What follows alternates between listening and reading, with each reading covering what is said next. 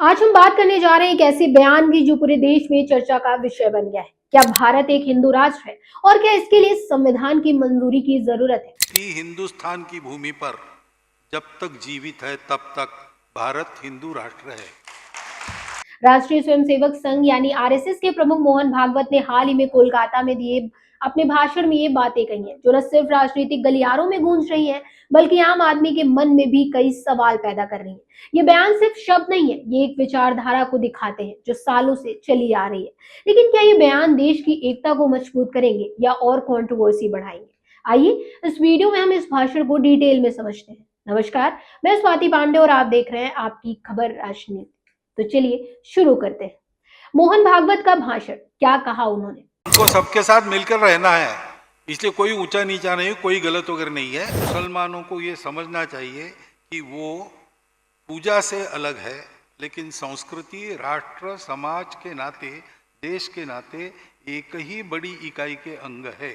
फिर से बाबरी मस्जिद बनाकर उस झगड़े को रीस्टार्ट करने का ये पॉलिटिकल षड्यंत्र है, मतों के लिए हो रहा है। मुझे लगता है कि सरकारें आती जाती है, धर्म सदैव रहता है, रिलीजन्स भी लंबे चलते हैं, भगवान के पास ले जाने वाले रास्ते होते हैं। इनको इस राजनीति में संपर्कित नहीं करना चाहिए। एक भी व्यक्ति हिंदुस्तान की भूमि पर जब तक जीवित है तब तक भारत हिंदू राष्ट्र है। 21 दिसंबर 2025 को रविवार के दिन कोलकाता में आरएसएस की 100वीं वर्षगांठ के मौके पर आयोजित 100 व्याख्यान माला कार्यक्रम में मोहन भागवत ने अपना भाषण दिया। ये कार्यक्रम आरएसएस के शताब्दी वर्ष का हिस्सा था, जहां उन्होंने भारत को हिंदू राष्ट्र बताते हुए कहा कि इसके लिए किसी संवैधानिक मंजूरी की जरूरत नहीं है, क्योंकि ये एक शाश्वत सत्य है। जैसे सूरज पूर्व से उगता है, क्या उसके लिए भी संविधान की जरूरत है? उन्होंने कहा, हिंदुस्तान एक हिंदू राष्ट्र है। जो भी भारत को अपनी मातृभूमि मानता है, वो भारतीय संस्कृति की कद्र करता है। जब तक हिंदुस्तान की धरती पर एक भी व्यक्ति जीवित है जो भारतीय पूर्वजों की महिमा में विश्वास रखता है और उसका सम्मान करता है, तब तक भारत हिंदू राष्ट्र रहेगा। यही संघ की विचारधारा है। भागवत जी ने यह भी जोड़ा कि अगर संसद कभी संविधान में संशोधन करके हिंदू राष्ट्र शब्द जोड़ दे तो ठीक है, लेकिन ना जोड़े तो भी कोई फर्क नहीं पड़ता, क्योंकि हम हिंदू हैं और हमारा देश हिंदू राष्ट्र है। ये सच्चाई है। उन्होंने जन्म आधारित जाति व्यवस्था को हिंदुत्व की पहचान नहीं माना और कहा कि आरएसएस हमेशा से यही कहता है कि भारत की संस्कृति और बहुसंख्यक आबादी का हिंदू धर्म से जुड़ाव इसे हिंदू राष्ट्र बनाता है। दोस्तों, ये बयान सुनकर आपको क्या लगता है? क्या ये सिर्फ एक संगठन की विचारधारा है या ये देश की दिशा बदल सकता है? कमेंट में जरूर बताएं। आरएसएस के एस्टेब्लिशमेंट 1925 में डॉक्टर केशव बलिराम हेडगेवार ने की थी और आज ये अपना समाज साल मना रहा है। संघ का मुख्य उद्देश्य हिंदू समाज को संगठित करना और राष्ट्रीय एकता को मजबूत करना रहा है। लेकिन विवाद भी कम नहीं रहे। जैसे 1948 में महात्मा गांधी की हत्या के बाद संघ पर प्रतिबंध लगा था, हालांकि बाद में इसे हटा लिया गया। भागवत जी के बयान में धर्मनिरपेक्ष शब्द का जिक्र आया। आपको बता दें कि संविधान की प्रस्तावना में सेकुलर, धर्मनिरपेक्ष और सोशलिस्ट शब्द 1976 में इंदिरा गांधी सरकार के दौरान 42वें संशोधन से जोड़े गए थे, जब देश में इमरजेंसी लगी हुई थी। आरएसएस का मानना है कि भारत मूल रूप से हिंदू राष्ट्र है और सेकुलरिज्म का मतलब सभी धर्मों का सम्मान है, ना कि हिंदू संस्कृति को नजरअंदाज करना। उन्होंने ये भी कहा कि आरएसएस कट्टर राष्ट्रवादी है, हिंदुओं की रक्षा करता है, लेकिन मुस्लिम विरोधी नहीं है। हमारा काम पारदर्शी है, आप कभी भी आकर देख सकते हैं। अगर आपको मुस्लिम विरोधी कुछ दिखे तो अपना विचार रखें, वरना बदल लें।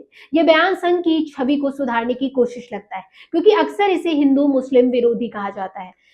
हाल ही में भागवत जी ने बांग्लादेश में हिंदू अल्पसंख्यकों पर हो रही हिंसा पर भी बात की। उन्होंने कहा कि भारत को बांग्लादेश के अल्पसंख्यकों की मदद करनी चाहिए और हिंदुओं को एकजुट रहना चाहिए। ये बयान ऐसे समय में आया है जब बांग्लादेश में राजनीतिक उथल पुथल चल रही है और वहां हिंदू समुदाय पर हमले की खबरें आ रही हैं। क्या कह रहे हैं लोग और पार्टियां? विपक्षी पार्टियां जैसे कांग्रेस और टीएमसी ने इसे संविधान विरोधी बताया है। कांग्रेस नेता राहुल गांधी ने कहा कि ये बयान भारत की सेकुलर इमेज को चोट पहुंचाता है और देश की एकता के लिए खतरा है। वहीं नागा स्टूडेंट्स फेडरेशन एनएसएफ ने इसकी निंदा की और कहा कि भारत एक बहुधार्मिक राष्ट्र है, न कि सिर्फ हिंदू राष्ट्र। कुछ सेकुलर विचारकों ने लिखा है कि हिंदू राष्ट्र की परिभाषा क्या है? क्या ये मुस्लिम, ईसाई या अन्य अल्पसंख्यकों को अलग थलग कर देगा। एक सबस्टैक लेख में केबी सिद्धू ने भागवत जी से पूछा कि क्या ये अवधारणा देश को बांटेगी। दूसरी तरफ बीजेपी और संघ समर्थकों ने इसे सही ठहराया। अमित शाह जैसे नेताओं ने कहा कि संघ की विचारधारा राष्ट्रवाद पर आधारित है, न कि विभाजन पर। सोशल मीडिया पर भी बहस छिड़ी हुई है। कुछ कहते हैं कि भारत पहले से ही डी फैक्टो हिंदू राष्ट्र है, क्योंकि न्यायपालिका में भी ये विचारधारा घुस चुकी है। अब बात करते हैं इंसानियत की। इमेजिन कीजिए एक छोटे से गांव में रहने वाला मुस्लिम परिवार या एक ईसाई स्कूल टीचर। क्या ऐसे बयान उन्हें असुरक्षित महसूस कराएंगे?